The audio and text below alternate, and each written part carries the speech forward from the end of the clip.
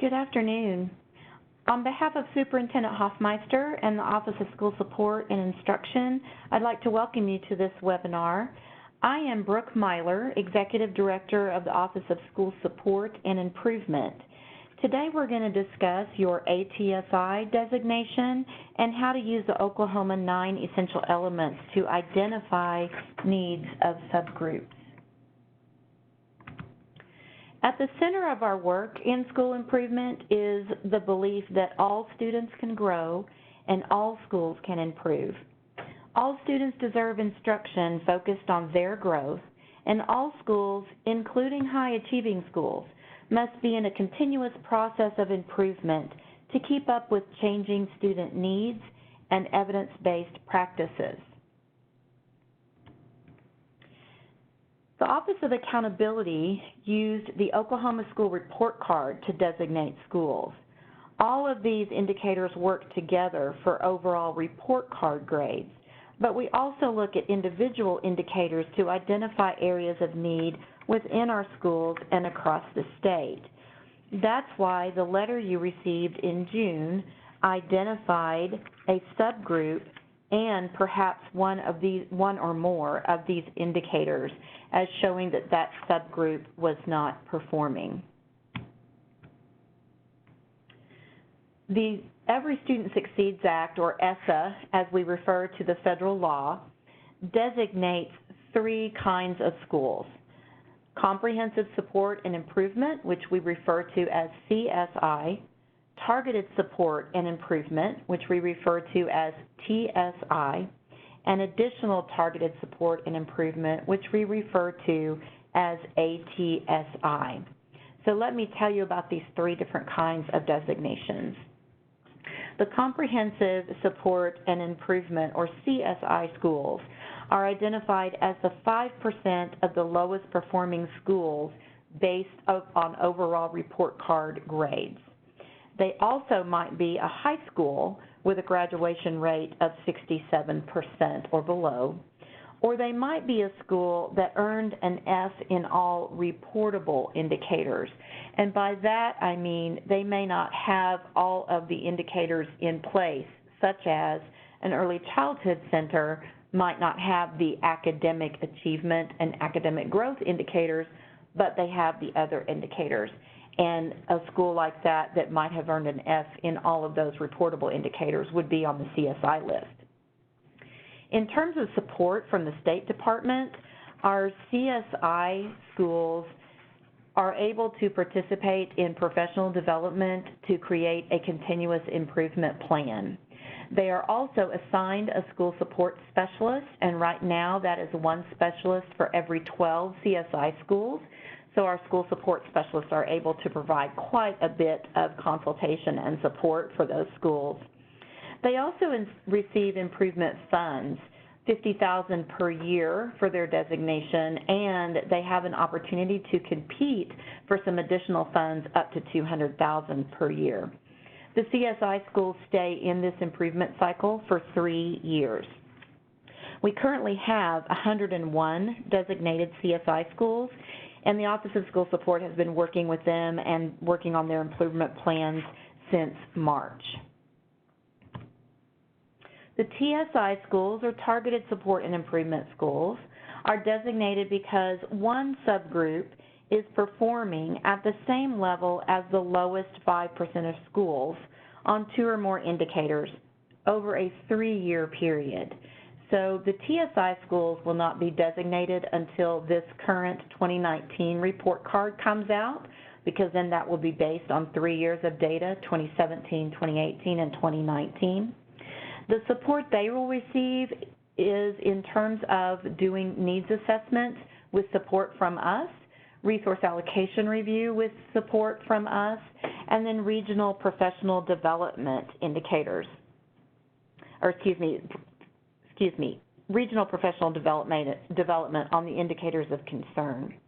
The word subgroup refers to demographics of students, such as ethnicity, English learners, special education, etc. Kelly Otis is our current TSI director and is working to create resources for when those schools are designated. at the release of the report card later. The level of support and resources we'll be able to offer TSI schools will be based on the number of schools who receive this designation. So that takes us to the ATSI schools, which is why we're here this afternoon. So the ATSI schools have one subgroup that's performing at the same level as the lowest 5% of schools, and actually it may be one or more subgroups that are performing at that same level.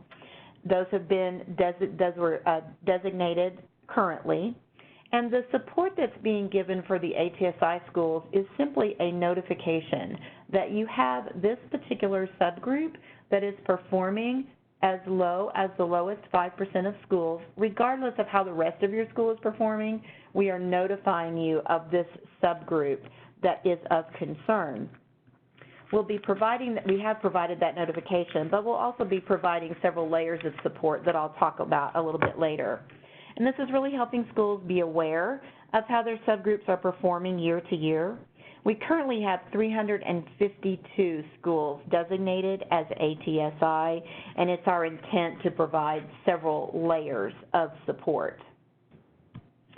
So the first layer of support you've actually already received, and that is simply providing you with easy access to the multitudes of resources on our OSDE website.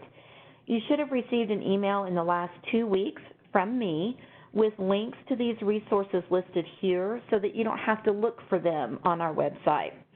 The Offices of Accountability, Curriculum and Instruction, Family Engagement, and Special Education have all been working to create resources to support schools, and these links provide easy access to those resources. So you should already have that particular layer of support as an email to your superintendent. The second layer of support is to provide some learning opportunities which will occur throughout this school year. Today you're going to work through the 9 essential elements. Later in the fall we'll provide another webinar on equity of resource allocation.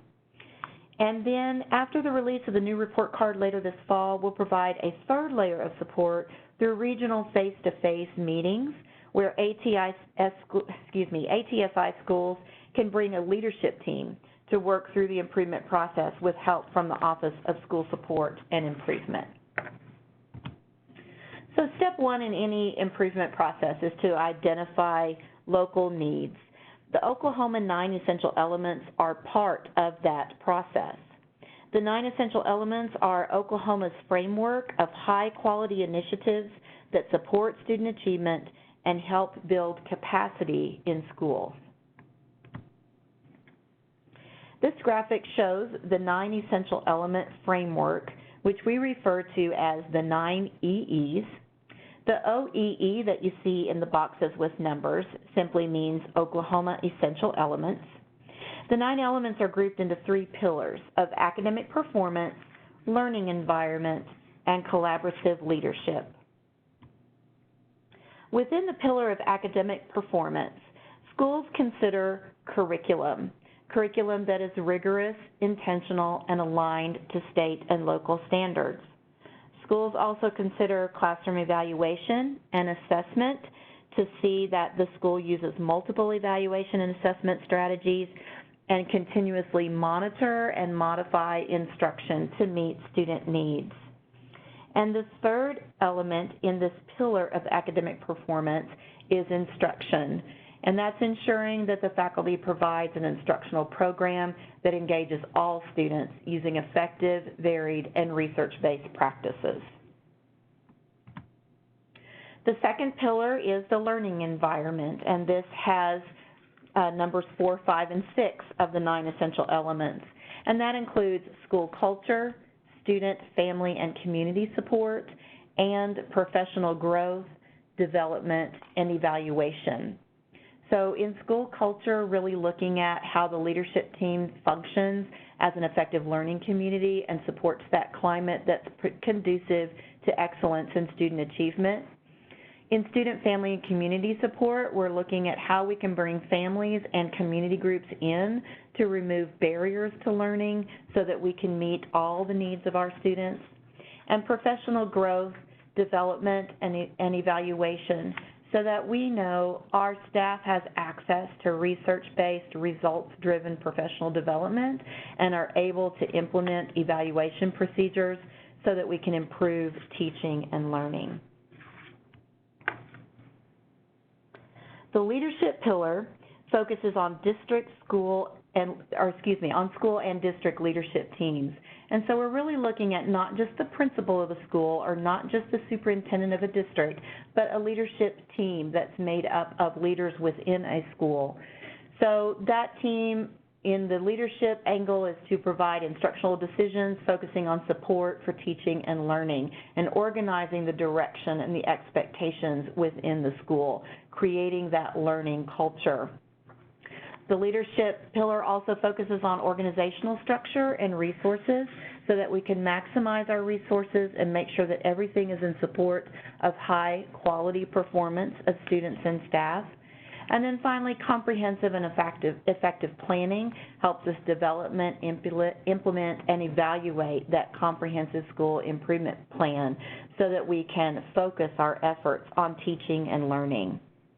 You received a document with all 9 essential elements on a one-pager in an email that I sent you earlier today. If you did not receive that email, I'll give you my information at the end of our discussion today, and I'll be sure to send that to you. You will recognize this as one of the documents you received in an email earlier from me today. It's difficult to focus improvement efforts on all 9 elements at once. So we developed a protocol to help you focus your effort. The protocol can help you understand each element and identify the extent to which that element is already in place as it pertains to subgroups in your school. So you can see as you look at the document that I sent you and on this screen as an example that each element is broken into its individual indicators, and at the top of each of those pages is a legend that tells you a 1 simply means this element does not exist in our school for our subgroup. A 2, some aspect of this element exists, but it's not systematic for all students. A 3 would be our school has developed a strategy to address this element, and we've made substantial progress towards full implementation. Or 4, this element is evident at our school, and we continually adjust the implementation plan to improve the element's impact on quality learning. I would suggest using this tool and grouping your teachers by grade level at elementary or by department at secondary, and provide time for the teachers to read each statement on these pages and rate each of those alone first. And I think that's very important for teachers to first read those statements and rate them based on what they feel internally before they have discussion. Then provide time and facilitate a way for them to discuss their ratings with one another, and within their group come to a consensus of the top 2 concerns for each of these elements so that they can focus some of their effort. Many of the indicators within the 9 elements are easy to think about as applying to all students. It will be a challenge for teachers to stop their thoughts from focusing on whole school and really focus in on the subgroup or subgroups that your school is designated for. For instance, Indicator 4.10, publicly celebrating student achievement. That one might challenge teachers to think about if that's true for the subgroup they're focused on, as opposed to true for the larger population of the school. And you will find many indicators as you read through all 9 of these elements. You'll see that many indicators are easy to think about whole school, oh yes, we've got that. But when we really ask ourselves, do we have that for the subgroup that we've been designated for? And that might be a different answer. It might not be, but you need to have the conversation of, does this truly apply to the subgroup for which we are designated? The goal of doing this assessment is to identify where you might have gaps for various groups of students and begin to move forward in closing those gaps. It's not just gaps in achievement, it's gaps in how the school works for our students. And these indicators of the 9 essential elements can help you get to that.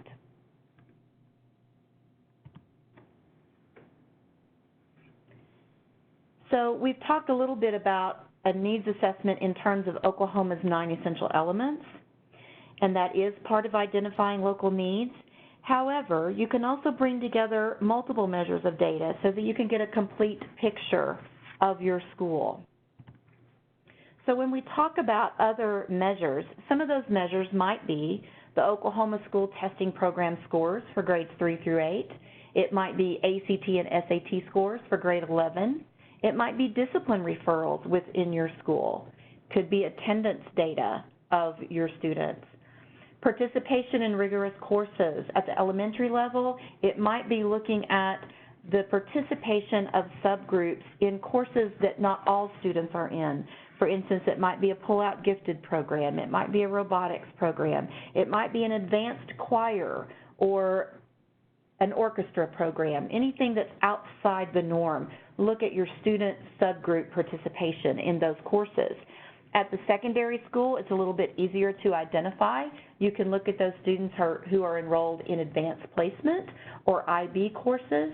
Look at students who are enrolled in higher level math courses or in other courses that will help build those competencies of critical thinking and the college-bound skill building, and looking at the participation of your subgroups in those courses. And then finally, another indicator to look at for multiple measures of data would be family engagement, and looking at that not just whole school, but by your specific subgroup. Remember that the ATSI designation is based on one or more subgroups in your school who are performing at the same rate as the lowest performing 5% of schools in our state. You may be a high-performing school in terms of your overall report card grade, but the ATSI designation asks you to consider the isolated performance of one or more of your subgroups. We hope you will use the 9EE Needs Assessment Checklist and your own data to thoroughly examine the performance of your designated subgroup so you can address gaps in their access to and opportunity for high achievement. To date, our contacts for ATSI Schools has been through email to the superintendent. Please contact me, Brooke Myler, at the email or phone number on the screen to add your name or the names of others who should be included in future contact. Again, my name is Brooke Myler. The email address is brook.meiler@sde.ok.gov. And our phone number here is 405-522-0285. We are happy to help with any questions or concerns that you might have. I'm looking at the chat box and I don't see any questions that have come in, but if you do have a question, be sure that you type that in now. I want to thank you for your time today. I know that it was short, but we also just wanted to show you that this is a resource you can use and a little bit about how to use it. We are absolutely happy to come out and work with you or work with you by phone or just help you roll out anything that you might be looking at to address the performance of your subgroups. Our phone number for the office here is 405-522-0140. The phone number I gave you before is directly to my office.